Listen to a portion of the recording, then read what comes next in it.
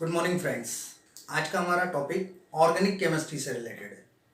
Basic chemistry का organic chemistry का हम बेसिक टॉपिक पढ़ेंगे आज कि ऑर्गेनिक केमिस्ट्री में हमें क्या क्या चीज़ें पढ़ना रहती हैं, क्या क्या चीज़ें हमें पढ़ना है ऑर्गेनिक केमिस्ट्री में। ठीक है, तो स्टार्ट हमारी जो ऑर्गेनिक केमिस्ट्री होती है, ऑर्गेनिक केमिस्ट्री का मीनिंग क्या होगा पहले हमें ये समझना पड़ेगा।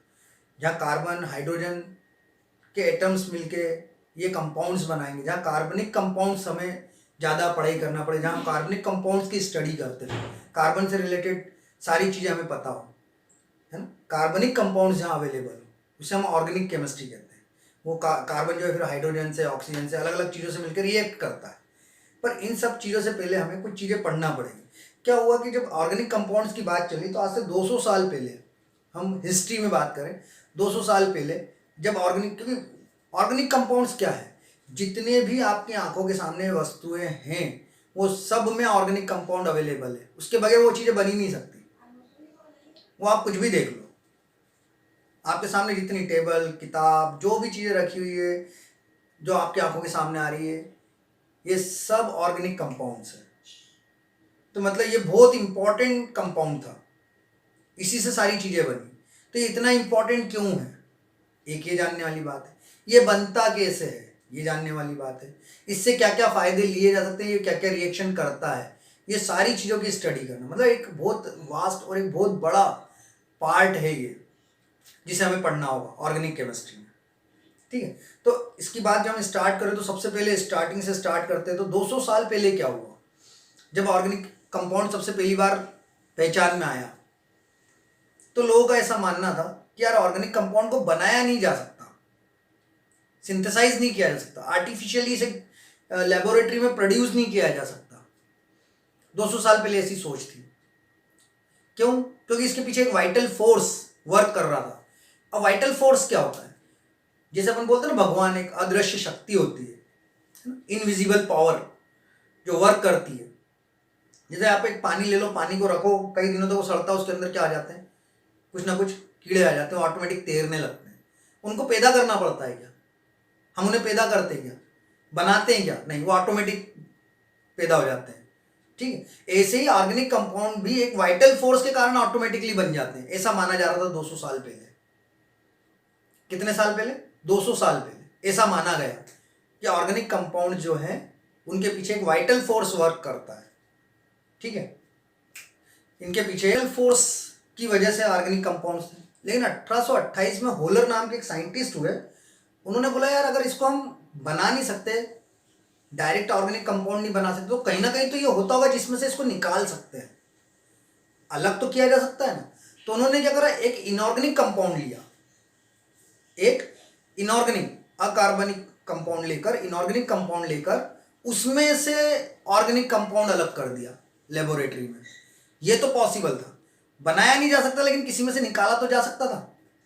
तो उन्होंने क्या करा, 1828 में होलर नाम के साइंटिस्ट ने सिंथेसाइज कर लिया, इनऑर्गेनिक कंपाउंड में से ऑर्गेनिक कंपाउंड निकाल लिया। उन्होंने अमोनियम साइनाइड में से यूरिया निकाल लिया। काय में से? अमोनियम साइनाइड में से यूरिया निकाल लिया। अमोनियम साइनाइड से यूरिया निकाल दिया उन्होंने। ये ammonium cyanide NH4CNO, NH4 positive, CNO negative, इसको उन्होंने हीटअप करा, बहुत ज़्यादा गर्म करा, बहुत ज़्यादा गर्म करा, बहुत ज़्यादा गर्म करा। जब ये बहुत ज़्यादा गर्म हुआ तो फिर इसमें से क्या निकला, urea, NH2C double bond NH2, ये यूरिया निकल गया। तो अमोनियम साइनाइड से उन्होंने क्या निकाल लिया, यूरिया निकाल लिया। तो एक इनऑर्गेनिक कंपाउंड कौन हुआ, NH4CNO, ये इनऑर्गेनिक कंपाउंड हुआ। इस इनऑर्गेनिक कंपाउंड में से क्या निकाल लिया उन्होंने, एक ऑर्गेनिक कंपाउंड निकाल लिया। क्योंकि डायरेक्ट ऑर्गेनिक कंपाउंड निकालना पॉसिबल नहीं था, इसलिए उन्होंने इनऑर्गेनिक कंपाउंड में से ऑर्गेनिक कंपाउंड निकाल लिया। और ये काम करा होलर नाम के साइंटिस्ट ने। ठीक है, तो बेसिक केमिस्ट्री स्टार्ट करने से पहले ये मैंने आपको ऑर्गेनिक कंपाउंड्स की थोड़ी सी जानकारी दी कि ऑर्गेनिक कंपाउंड क्या। 200 साल पहले इसे बनाना पॉसिबल नहीं था, एक वाइटल फोर्स के जरिए ये ऑटोमेटिकली बन जाता है, ये बात की थ्योरी थी। तो जैसे होलर नाम के साइंटिस्ट ने इनऑर्गेनिक कंपाउंड से ऑर्गेनिक कंपाउंड निकाल कर दिया, तो वो जो वाइटल फोर्स वाली जो थ्योरी थी हमारी, वो फेल हो गई समय के साथ। साइंस में ऐसी बहुत सारी चीज़ें समय के साथ बहुत सारी चीज़ें फेल हो जाती है और उसका फिर नया फर्दर रूप आ जाता है। ऐसे बहुत सारी चीज़ें हैं, बहुत ही सारी चीज़ें हैं हमारी। ठीक है, धीरे समय के साथ हम उन सारे प्रिंसिपल्स को पढ़ेंगे। तो होलर नाम के साइंटिस्ट के इस प्रैक्टिकल से एक चीज क्लियर हो गई कि ऑर्गेनिक कंपाउंड ह्यूमन बॉडीज में ही नहीं होता है सिर्फ। मैंने आपको बोला था ऑर्गेनिक कंपाउंड सब जगह मिलेगा आपको, यूनिवर्सली ये सब जगह है।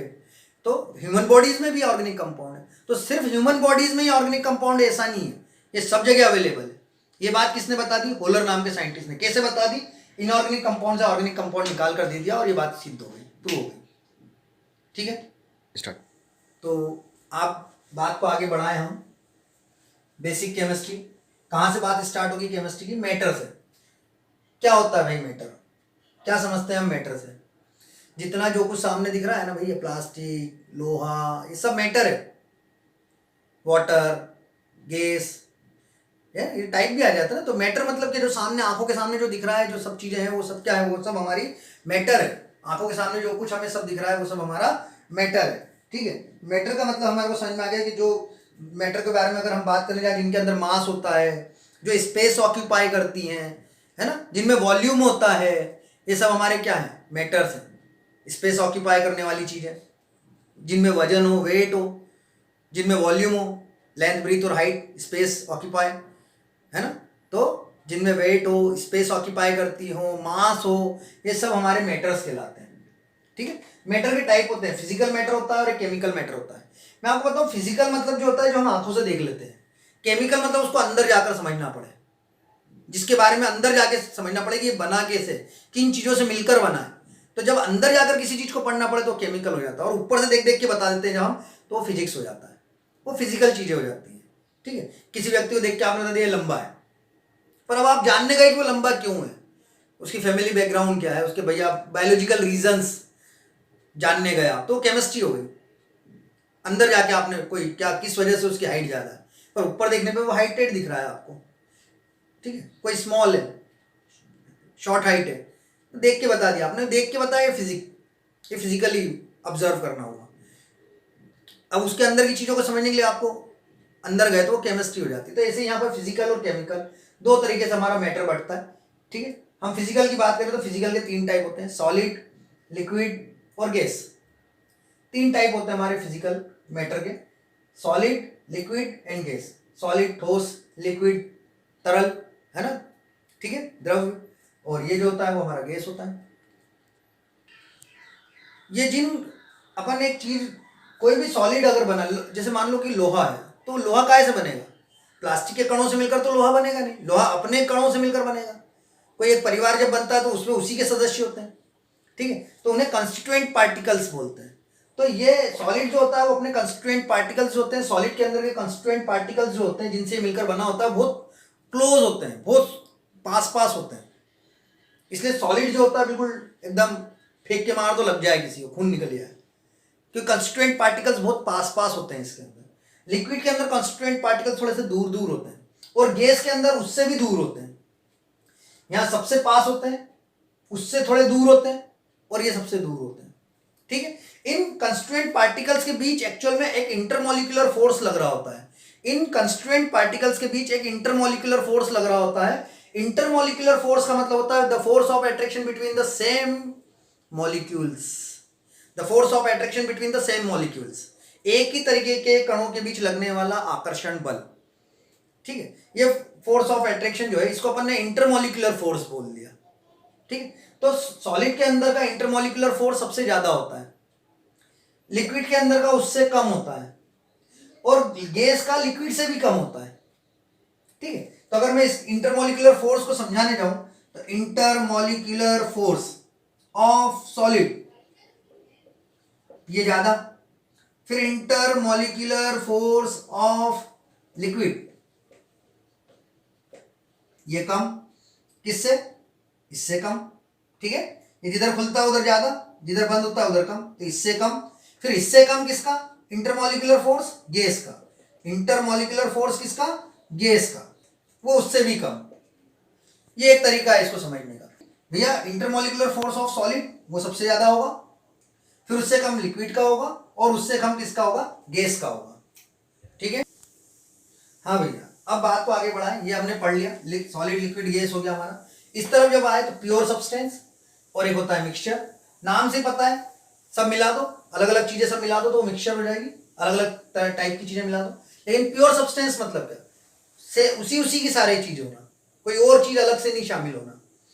जैसे हाइड्रोजन में सिर्फ हाइड्रोजन के एलिमेंट्स, उसके कंस्टिट्यूएंट पार्टिकल्स हों, लेकिन H2O जो है वो क्या है, वो प्योर सब्सटेंस में काउंट नहीं हो सकता, क्योंकि उसमें हाइड्रोजन ऑक्सीजन दोनों मिल गए, तो प्योर सब्सटेंस में काउंट नहीं होगा, तो प्योर सब्सटेंस। ठीक है, लेकिन यहाँ पर एक बात, कुछ लोगों को मैटर और सब्सटेंस में भी कंफ्यूजन होता है कि मैटर क्या चीज है और सब्सटेंस क्या चीज है। ठीक है, तो मैटर को अगर अपन समझने जाए तो मैटर केमिकली रिएक्ट नहीं करता है, लेकिन जो सब्सटेंस होता है वो केमिकली रिएक्ट करता है। तो आपको मैं यहाँ वर्ड्स भी समझा रहा हूँ, केमिस्ट्री के जो वर्ड्स हैं, कि अगर मैं मॉलिक्यूल यूज करूँ तो इसका मतलब क्या, मैं सब्सटेंस वर्ड यूज करूँ तो इसका मतलब क्या, मैं मैटर बोलूँ तो इसका मतलब क्या। मैटर जो केमिकली रिएक्ट ना करे, सब्सटेंस जो केमिकली रिएक्ट करता है वो सब्सटेंस कहलाता है। जैसे आपने एक जार लिया, जार के अंदर पानी भरा, तो पानी जो है वो केमिकली रिएक्ट करेगा, water is a substance, but जिस जार के अंदर उसे पोर्ड करा है, आपने भरा है, वो जार जो है वो मैटर है, वो केमिकल रिएक्शन नहीं करेगा, वो केमिकल रिएक्शन नहीं करेगा। तो जार जो है वो क्या है, मैटर है, लेकिन उसके अंदर जो भरा वो वाटर है, वो क्या है, वो एक्चुअल में आपका सब्सटेंस है। ठीक है, तो प्योर सब्सटेंस और मिक्सचर, इसके बारे में बात करें। फिर प्योर सब्सटेंस को एलिमेंट और कंपाउंड में बांटेंगे। एलिमेंट्स हमें पता है, कार्बन, हाइड्रोजन, ऑक्सीजन, ये हमारे एलिमेंट्स होते हैं। ठीक है, ये एलिमेंट्स। और कंपाउंड, एलिमेंट से मिलकर जो बना होता है वो हमारा कंपाउंड हो जाता है। ठीक है, फिर यहाँ हमारा मिक्सचर के बारे में, होमोजीनियस और हेट्रोजीनियस, सेम सेम और ये मिलकर, है ना। इतनी ज्यादा डिटेल में हमें जाने की नीचे की जरूरत नहीं है। हमारी ऑर्गेनिक केमिस्ट्री के लिए हमें प्योर सब्सटेंस, एलिमेंट और कंपाउंड की जानकारी होना चाहिए, क्योंकि हमारी ऑर्गेनिक केमिस्ट्री में एलिमेंट और कंपाउंड और सब्सटेंस, ये वर्ड बहुत ज्यादा बार आने वाले हैं। सब्सटेंस एलिमेंट से मिलकर बना होगा, और ये सारे एलिमेंट उसी के होंगे, हाइड्रोजन हाइड्रोजन, ऑक्सीजन ऑक्सीजन के एलिमेंट्स, उनसे मिलकर बना होगा सब्सटेंस। ठीक है, कंपाउंड जहां पर दो चीजें मिक्स हो जाएगी, दो एलिमेंट मिक्स हो जाएंगे, तो वहां कंपाउंड बन जाएगा। चलिए, अब हमने बात करी, अभी हम ऑर्गेनिक कंपाउंड्स के बारे में बात कर रहे हैं। हमने पहले मैटर समझ लिया, मैटर को समझ लिया अच्छे से कि मैटर के टाइप समझ लिया हमने। ऑर्गेनिक कंपाउंड्स के बारे में मैंने बताया कि ह्यूमन बॉडीज आसपास सब जगह जहाँ आपको दिख रहा है, यहाँ ऑर्गेनिक कंपाउंड्स आपको देखने को मिलेंगे। पर हमने जब इनको क्लासिफिकेशन करा, हमने ऑर्गेनिक कंपाउंड्स का जब क्लासिफिकेशन करा, है ना, वर्गीकरण करा, इनको बांटा, तो ऑर्गेनिक कंपाउंड जब हमने बांटे, डीप स्टडी में जब हम गए, इनको और स्टडी करना देखा, तो ऑर्गेनिक कंपाउंड को मैं आप दो तरीके से समझाऊंगा मैं आपको इनका क्लासिफिकेशन। ठीक है, एक रिएक्शन के बेसिस पे समझाऊंगा कि जब वो रिएक्शन करती है, जैसे इसमें ऑर्गेनिक कंपाउंड जो होते हैं उनमें कोवेलेंट बॉन्ड होता है जनरली। कौन सा बॉन्ड पाया जाता है, कोवेलेंट बॉन्ड। कोवेलेंट बॉन्ड ही क्यों होता है, ये ऑर्गेनिक कंपाउंड एक काय से बने होते हैं, कार्बन से। मतलब इसके अंदर जो मेन वाइटल रोल जो होता है वो किसका होता है, कार्बन का होता है। तो मतलब यहाँ सारी बातें किससे रिलेटेड चलेगी, कार्बन से रिलेटेड चलेगी। और कार्बन के बारे में हम एक बात जानते हैं कि ये एक यूनिक एलिमेंट है। तो यहाँ एक क्वेश्चन अराइज होता है, why carbon is unique element, why carbon is unique element. Carbon को यूनिक एलिमेंट क्यों कहा जाता है, ये बहुत शानदार बात है। वो इसकी वैलेंसी से रिलेटेड बात है कि इसकी वैलेंसी, इसकी भूख ऐसी है, या तो मैं इलेक्ट्रॉन ले लूँ या इलेक्ट्रॉन दे दूँ, देने में भी मेरे को उतना ही खाना खाना है और लेने में भी मेरे को उतना ही खाना खाना है, मतलब उतनी ही एनर्जी लगना है लेने में भी और देने में भी। ये बहुत इंपॉर्टेंट बात है कार्बन में। इसीलिए कार्बन के बहुत सारे हमारे पास कंपाउंड्स अवेलेबल है। कार्बन कहीं पर भी किसी से भी जुड़ जाता है, बहुत इंपॉर्टेंट चीज है भैया कार्बन। तो ऑर्गेनिक कंपाउंड के अंदर कार्बन का बहुत बड़ा रोल प्ले होता है, इसलिए हमें कार्बन की डिटेल भी पढ़ना पड़ेगी यहाँ, क्योंकि कार्बन से रिलेटेड है तो बात चलेगी। तो कार्बन की वैलेंसी हमें पता, कार्बन का एटॉमिक नंबर हमें पता होना चाहिए। अगर ये सब चीजें नहीं पता है तो प्रॉब्लम आएगी हमारे साथ। तो कार्बन के लास्ट सेल में, लास्ट वाले ऑर्बिट में जो होते हैं, सेल में जो इलेक्ट्रॉन्स होते हैं वो ऐसे होते हैं कि अगर उन्हें छोड़ दे तो भी उसका ऑक्टेंट पूरा हो जाएगा, और उतने ही एलिमेंट वो ले ले, जितने वो छोड़ रहा है उतने ही एलिमेंट वो ले ले, तो भी उसका ऑक्टेंट पूरा हो जाएगा। ये एक यूनिकनेस है उसके साथ। ठीक है, तो कार्बन की ये यूनिकनेस ही उसको इतना स्पेशल बनाती है। ठीक है, तो ऑर्गेनिक कंपाउंड की अगर हम क्लासिफिकेशन की बात करने जाए तो पहला होता है ए साइक्लिक। ए साइक्लिक मतलब सीधी सीधी साइकिल दिख रही है हमें, ये ए साइक्लिक ऑर्गेनिक कंपाउंड। फिर होते हैं साइक्लिक कंपाउंड, जिसके अंदर ये साइकिल, देखो ये बंद हो गई, साइकिल चल रही है, ये आपको चलती हुई दिख रही है, ऐसी ये साइकिल चलती हुई दिख रही है, साइक्लिक कंपाउंड। तो ए साइक्लिक कितने, दो टाइप के होते हैं, एक स्ट्रेट चेन होती है और एक ब्रांच चेन होती है ए साइक्लिक में। ए साइक्लिक ऑर्गेनिक कंपाउंड के अंदर स्ट्रेट चेन और ब्रांच चेन होती है। स्ट्रेट चेन मतलब ये सीधी, ये देखो, इसे आप ओपन चेन भी बोल सकते हो। ये मैंने 6 कार्बन लगाए यहाँ पर, ये सीधी सीधी चेन है, ये सीधी सीधी चेन लगाई, ये ओपन चेन है। ठीक है, इसे स्ट्रेट चेन भी बोल सकते हैं। ब्रांच चेन मतलब देखो ये 5 ऐसे लगा और एक इधर लगा दिया साइड में, ठीक है, ये अलग से निकल गई एक तरफ, ये ब्रांच चेन। फिर इस तरफ जो हम आएंगे साइक्लिक के दो भाग करें हमने, होमोसाइक्लिक और हेट्रोसाइक्लिक। बहुत अच्छी बात यहां से शुरू हुई, ये इंपॉर्टेंट चीज है। होमोसाइक्लिक आप देखें कार्बन सारे का ऐसे हाइड्रोजन से जुड़ा हुआ है। साइकिल देखो साइकिल बनी हुई है, साइक्लिक उसका टाइप है तो साइकिल तो होना ही चाहिए ना उसके अंदर, साइकिल तो है। होमोसाइक्लिक देखो आप हाइड्रोजन हाइड्रोजन हाइड्रोजन हाइड्रोजन सब एक जैसे ही है, कोई अलग और आपको एलिमेंट इसके साथ कार्बन के साथ जुड़ा हुआ नहीं दिखेगा, सब एक जैसे ही देखने को मिलेंगे, इसलिए होमोसाइक्लिक। फिर हेट्रोसाइक्लिक, हेट्रोसाइक्लिक मतलब मैंने कार्बन को ऑक्सीजन से रिप्लेस कर दिया, कार्बन को रिप्लेस कर दिया ऑक्सीजन से, बाकी वो सब हाइड्रोजन से जुड़ा हुआ है, तो ये हेट्रोसाइक्लिक हो गया मेरा। कौन सा टाइप हो गया? हेट्रोसाइक्लिक। फिर मैं होमोसाइक्लिक को बांटता हूं ए साइक्लिक और एरोमेटिक साइक्लिक। सेम हेट्रोसाइक्लिक भी हमारा वही बढ़ता है, ए साइक्लिक, ये भी हमारा वही दो टाइप आते हैं इसके अंदर, ए साइक्लिक,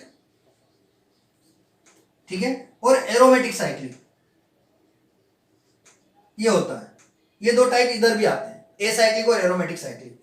ये जो एरोमेटिक वर्ड है ना, ये अरोमा वर्ड से मिलकर बना, ग्रीक भाषा का एक वर्ड है अरोमा, उस अरोमा वर्ड से ये एरोमेटिक बना है। उस अरोमा वर्ड का मतलब होता है स्वीट फ्रेगनेंस, मीठी मीठी सुगंध, उस वर्ड से बनाया गया एरोमेटिक, अरोमा वर्ड से, ग्रीक भाषा का वर्ड है ये, ठीक है। तो ए साइक्लिक और एरोमेटिक साइक्लिक होते हैं। एरोमेटिक साइक्लिक मतलब बेंजोइड और नॉन बेंजोइड, इसमें बेंजोइड और नॉन बेंजोइड। अब हमें यह पता होना चाहिए बेंजोइड क्या होता है और नॉन बेंजोइड क्या होता है, ठीक है, बेंजोइड और नॉन बेंजोइड। चलिए, ये ऑर्गेनिक कंपाउंड में भी मोनोसाइक्लिक और पॉलीसाइक्लिक भी होते हैं। मोनोसाइक्लिक मतलब जिसमें एक ही एलिमेंट हो, पॉलीसाइक्लिक मतलब एक से ज्यादा, है ना। मोनो मतलब आपको पता ना, मोनो फिर पॉली ऐसे होते हैं, पॉली मतलब दो या दो से ज्यादा, तब वो पॉली हो जाता है, ठीक। और मोनो मतलब एक ही एलिमेंट हो, एक ही एलिमेंट से बनाओ तो मोनोसाइक्लिक, और दो से ज्यादा या दो से मिलकर बनाओ तो पॉलीसाइक्लिक होता है। ऐसे हमारा बेंजोइड होता है, बेंजोइड हमें पता है बेंजीन रिंग, है ना, केकुले की संरचना थी वो C6H6 वाली, है ना, उसके पीछे की भी एक हिस्ट्री थी कि वो भैया बेंजीन, जो साइंटिस्ट थे उन्हें कैसे मालूम पड़ा, उन्हीं के नाम पे बेंजीन रिंग, बेंजीन रख दिया गया, कैसे मालूम पड़ा? तो उनको, जब कोई व्यक्ति जुनून पागल होता है ना, तो ऐसी बहुत सारी चीजें उस साइंटिस्ट के साथ चल रही होती है, क्योंकि दिन रात उसके दिमाग में वही चीज चल रही होती है कि कैसे कैसे कैसे ये कैसे बनेगी, ये कैसे निकलेगी, कैसे लाई जाएगी। तो जब सो रहे थे ना, तो सोते समय उनको सपने में बंदर दिखे, और हर बंदर एक बंदर के पीछे की पूंछ को पकड़े हुए था, हर बंदर उसके पीछे वाले बंदर की पूंछ को पकड़े हुए था, हर बंदर उसके पीछे वाले बंदर की पूंछ को पकड़े हुए था। तो वो बेंजीन C6H6 बोला जाता है जनरली, वो इस तरीके से ऐसे करके बनाया जाता है ना। तो वो चीज, वो एक संरचना बनाई जाती है उसकी, सॉरी मैं बना देता हूँ आपको एक बार, ये ऐसा करके बनाई जाती है, ये इस तरीके से बनाया जाता है। तो ये C6H6 बेंजीन होता है। तो जहाँ ये हो वहाँ बेंजीन, बेंजोइड, और जहाँ ये ना हो, ये रिंग टूट जाए, ये ऐसा ना हो, वो नॉन बेंजोइड हो जाएगा। तो ये हमारे ऑर्गेनिक कंपाउंड्स का क्लासिफिकेशन है। ये एक तरीका है ऑर्गेनिक कंपाउंड को समझने का। एक दूसरा तरीका और है हमारे पास, जहां वो रिएक्शन करके समझेंगे हम, जहां रिएक्शन होती है, ऑर्गेनिक कंपाउंड की रिएक्शन होती है, वहां से भी समझा जा सकता है ऑर्गेनिक कंपाउंड्स को। क्योंकि ऑर्गेनिक कंपाउंड को तो हमने सिंथेसाइज करा, आर्टिफिशियली तरीके से निकाला, बना पाना हमारे पास संभव नहीं था, क्योंकि वो वाइटल फोर्स हम ला ही नहीं सकते थे, भगवान की वो अद्भुत क्षमता हम ला नहीं सकते थे, वाइटल फोर्स जो वर्क कर रहा था वो हम ला नहीं सकते थे, लेकिन इसे इनऑर्गेनिक कंपाउंड से निकाल सकते थे, सिंथेसाइज कर सकते थे लैब के अंदर। हमने वही करा जो होलर नाम के साइंटिस्ट ने 1828 में हमको बात बताई थी, ठीक है।